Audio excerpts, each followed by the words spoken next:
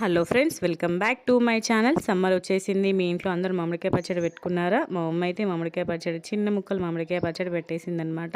నిన్న శనివారం సంతలో తీసుకొచ్చింది మామిడికాయలు. వాటిని తీసుకొచ్చి కడిగి మంచిగా పొడి క్లాత్తో తుడిచి చిన్న చిన్న ముక్కలుగా కట్ చేసుకుంది. కొలుస్తుందనమాట. 2 కిలోలు ఏమో అయినాయి. ఇప్పుడు దీంట్లో మెంతిపిండి, పసుపు, ఆవపిండి వేసుకొని మంచి కలుపుకోవాలన్నమాట ముక్కకు పట్టేటట్టు. చూడండి, ఇట్లా మంచిగా మిక్స్ చేసుకోవాలి వాటికి. తర్వాత దీంట్లో దంచిన వెల్లుల్లి, కొన్ని పచ్చి వెల్లుల్లి కూడా వేసుకొని మంచి కలుపుకొని ఒక 10-15 మినిట్స్ పక్కన పెట్టుకోవాలన్నమాట ముక్కకి మంచి పట్టేటట్టు. ఇప్పుడు పోపు కోసం ఆయిల్లో ఆవాలు, జీలకర్ర, ఎండుమిర్చి, పచ్చి వెల్లుల్లి, కొన్ని దంచిన వెల్లుల్లి, మెంతులు ఇవన్నీ వేసి పోపు మంచిగా చల్లారనివ్వాలన్నమాట. పోపు చల్లారినాక కారం వేసుకోవాలి. కారం వేసుకొని కారంని మంచిగా కలుపుకొని ముక్కలు కలుపుకోవాలి. నెక్స్ట్ ప్రాసెస్ నెక్స్ట్ వీడియోలో చూసేయండి.